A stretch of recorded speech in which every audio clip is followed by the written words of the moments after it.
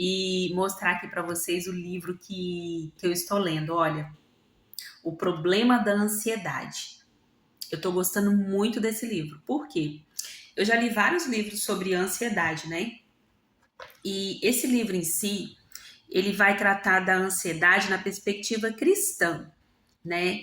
Que a gente também, como cristão, lida com algumas coisas. E uma das coisas que ele fala aqui que eu gosto muito é de separar, né?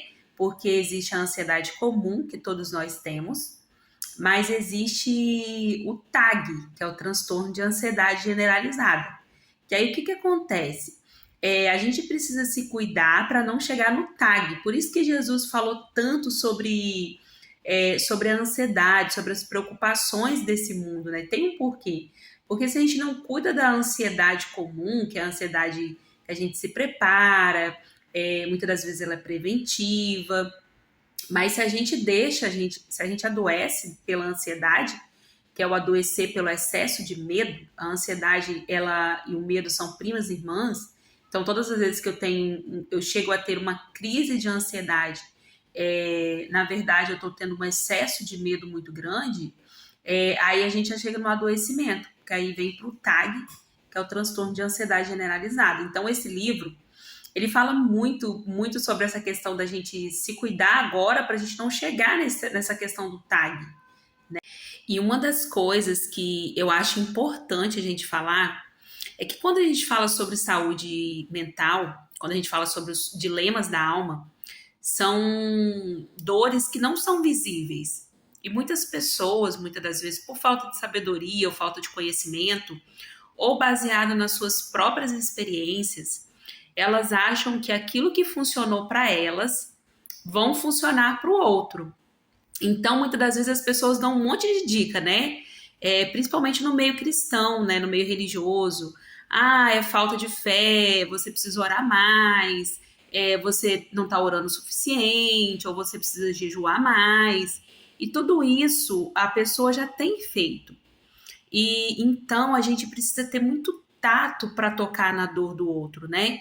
Então a gente precisa entender que quando a pessoa chega a ter TAG, que é o transtorno de ansiedade generalizada, ela precisa fazer um acompanhamento psiquiátrico também, muitas das vezes. Algumas pessoas conseguiram driblar e não precisaram, né? E tá tudo bem, mas tem pessoas que elas vão precisar recorrer à medicação.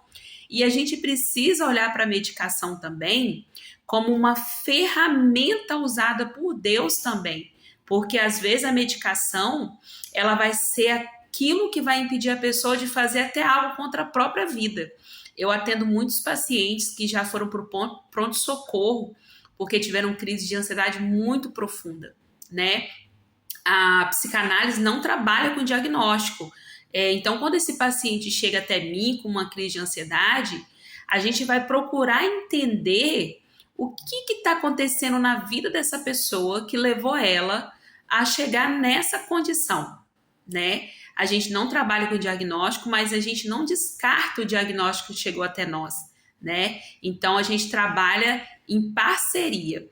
Então, muitas das vezes, sim, o paciente vai ter que recorrer às medicações. Isso não faz ele ter menos fé, isso não faz ele ter pouca fé, isso faz ele ser um ser humano, que enquanto estamos aqui, somos passivos de dilemas, de dores, e que muitas das vezes a gente vai precisar recorrer à medicação. É entender o seu limite, né? A gente precisa respeitar o nosso limite também e tomar muito cuidado quando a gente vai falar da dor do outro, né? Não minimizar a dor do outro, não, porque como é uma dor que não é visível, muitas das vezes as pessoas minimizam a dor do outro e entender que a sua experiência é a sua experiência e pode ser que o que funcionou para você não funcione para o outro. Por isso que o espaço terapêutico, por isso que fazer uma terapia, buscar um atendimento psicológico é muito importante nesse processo. Um abraço para vocês e até breve.